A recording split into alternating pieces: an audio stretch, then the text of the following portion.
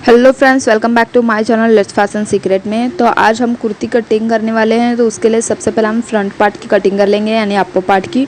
उसकी लेंथ ली है मैंने 15 इंच, यानी से फैब्रिक को मैंने 4 फोल्ड किया है। एंड इसी तरह से अब हम इसकी मार्किंग करेंगे। सबसे पहले हम शोल्डर लेंगे। शोल्डर मैं ले रही हूँ 7 इंच। उसके बाद हम आर्म होल लेंगे। तो आर्म होल मैं ले रही हूँ यहाँ पर 8 इंच। तो 8 इंच पर मार्क कर दिया और यहाँ से एक लाइन हमने ड्रॉ कर ली।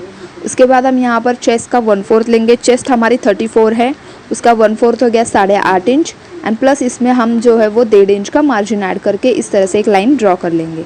तो यहाँ पर उसके बाद हम यहाँ से हमारी वेस्ट यहाँ पर नीचे की तरफ आएगी। तो यहाँ पर हम वेस्ट का 1/4 यानी कि 7 इंच पर निशान लगाएंगे। और यहाँ से भी हम जो है वो 1.5 इंच का मार्जिन लेकर इस तरह से हम इसे पूरे क्रॉस लाइन में ज्वाइंट कर देंगे। ये 2 लाइन हमने इसलिए ड्रॉ की है ताकि एक कटिंग की और एक फिटिंग की है। तो यहाँ से हम बीच से 1.5 इंच का गैप लेकर यहाँ पर एक ड्रॉ बनाएंगे जो कि बैक आर्म होल का रहेगा। और यहीं से हम आधा इंच का मार्क करके जो है वो फ्रंट आर्म होल की शेप दे देंगे। तो इस तरह से हमारे फ्रंट एंड बैक दोनों आर्म होल यहाँ पर ड्रॉ हो चुके हैं। अब हम नेक की कटिंग करेंगे, मार्किंग करेंगे। तो नेक में ले रही हूँ यहाँ से 2.5 इंच। उसके बाद उसकी लेंथ जो होगी वो मैं ले रही हूँ यहाँ पर 6.5 इंच। तो 6.5 इंच मैंने यहाँ पर ले लिया है। यहाँ से भी मैं एक 2.5 इंच पर निशान लगाऊंगी इस तरह से। और यहाँ पर जो है इस तरह से एक बॉक्स बना लूँगी, यानी उसके अंदर जो है मैं इस तरह से राउंड शेप दे दूँगी।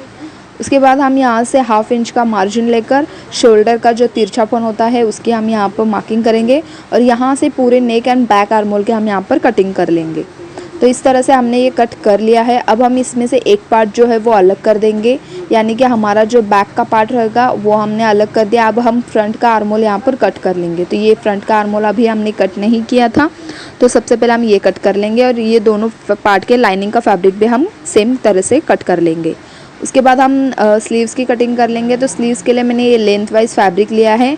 उसकी लेंथ देख सकते हैं आप 17 इंच है, 15 इंच इसकी लेंथ है।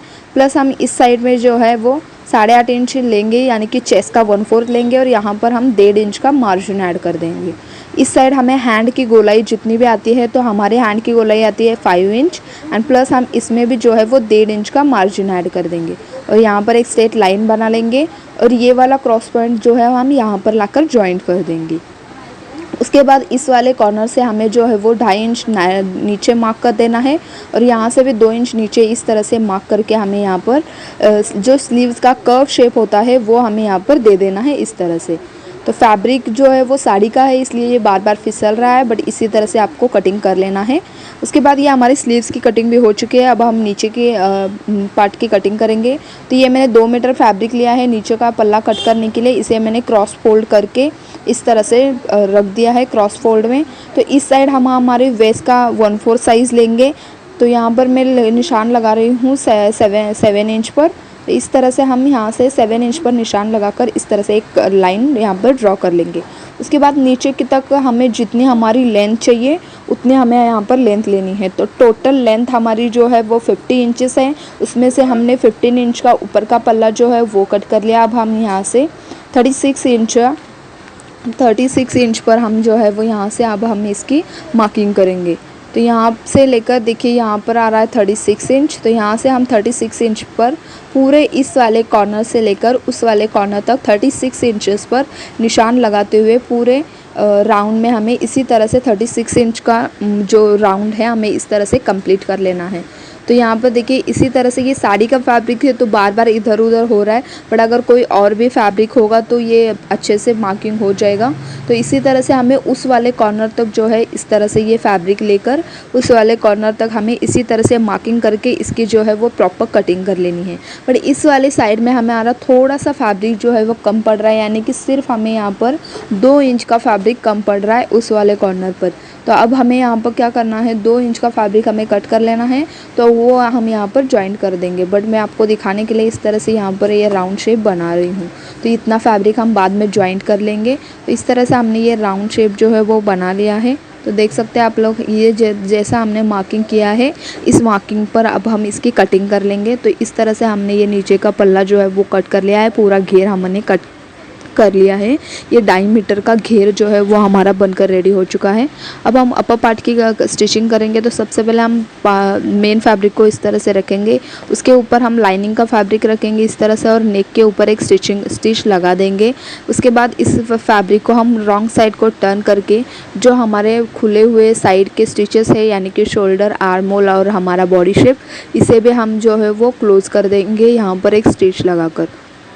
तो इसी तरह से सेम आपको बैक पार्ट में या फ्रंट पार्ट में भी इसी तरह से कर लेना है। इस तरह से आपको मेन फैब्रिक सबसे पहले रख देना है एंड उसके ऊपर आपको क्या करना है, इस तरह से लाइनिंग का फैब्रिक लग देना है एंड सबसे पहले नेक के ऊपर एक स्टिच लगाकर इस फैब्रिक को हम उल्टा कर देंगे एंड उसके ऊपर प्रेशर स्टिच लगाकर ये साइड में हम क्लोज कर देंगे।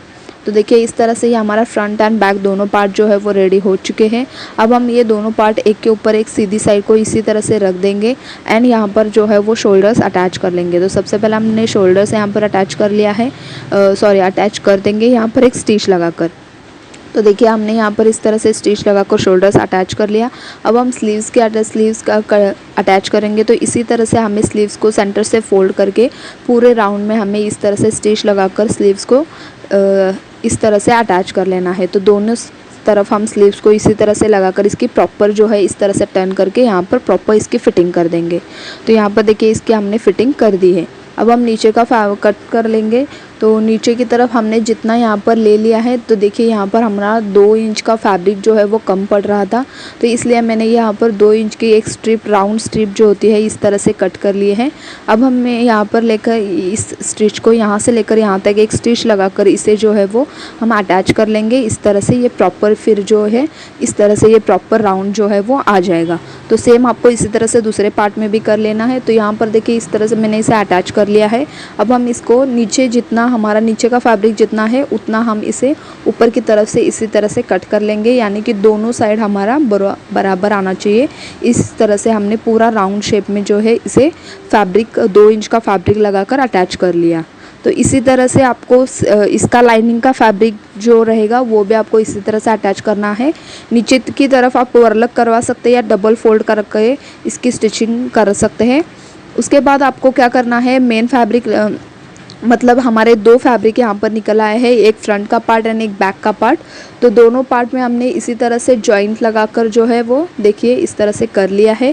अब हमें क्या करना है, एक हमें फ्रंट का पार्ट इस तरह से ले लेना है एंड उसके बाद सेम हमारा जो बैक का रहेगा वो हमें इसके ऊपर रख देना है।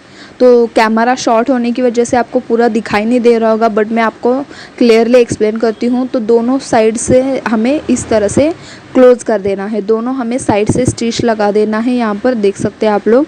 तो यहाँ से लेकर पूरा नीचे तक हमें दोनों साइड जो हो गया हमारी वहाँ पर स्टिच लगाकर ये पूरा रेडी कर लेना है। तो ये हो गया हमारा एक साइड, और सेम आपको इस तरह से दूसरी साइड भी आपको। तो देखिए ये हमारा मेन फैब्रिक है, इसके दोनों साइड हमें स्टिच लगाकर इसे रेडी कर लेना है।